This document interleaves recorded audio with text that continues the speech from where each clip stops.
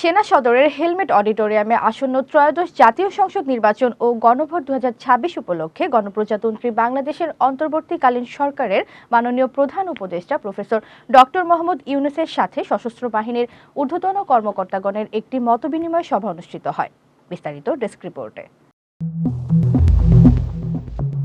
মাননীয় প্রধান উপদেষ্টা অনুষ্ঠানস্থলে পৌঁছালে তাকে সেনাবাহিনী প্রধান জেনারেল ওয়াকারুজ্জামান, নৌবাহিনী প্রধান অ্যাডমিরাল এম নাজমুল হাসান, বিমান বাহিনী প্রধান air chief marshal Hasan Mahmud Khan এবং সশস্ত্র বাহিনী বিভাগের principal staff officer lieutenant general S M. Kamrul Hasan অভ্যর্থনা জানান।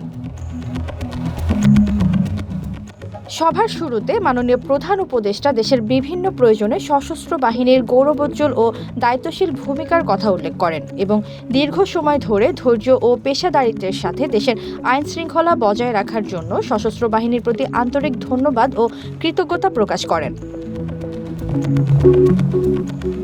সভায় নির্বাচন সংশ্লিষ্ট বিভিন্ন গুরুত্বপূর্ণ ও সমসাময়িক বিষয়ে বিস্তারিত আলোচনা অনুষ্ঠিত হয়।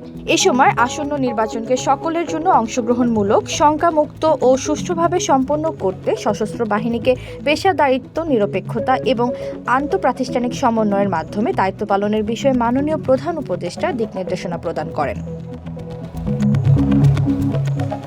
মতবিনিময় সভায় সেনা, নৌ ও বিমান বাহিনীর ঊর্ধ্বতন সামরিক কর্মকর্তাগণ, সংশ্লিষ্ট আমন্ত্রিত অতিথিবৃন্দ এবং গণমাধ্যম ব্যক্তিবর্গ উপস্থিত ছিলেন।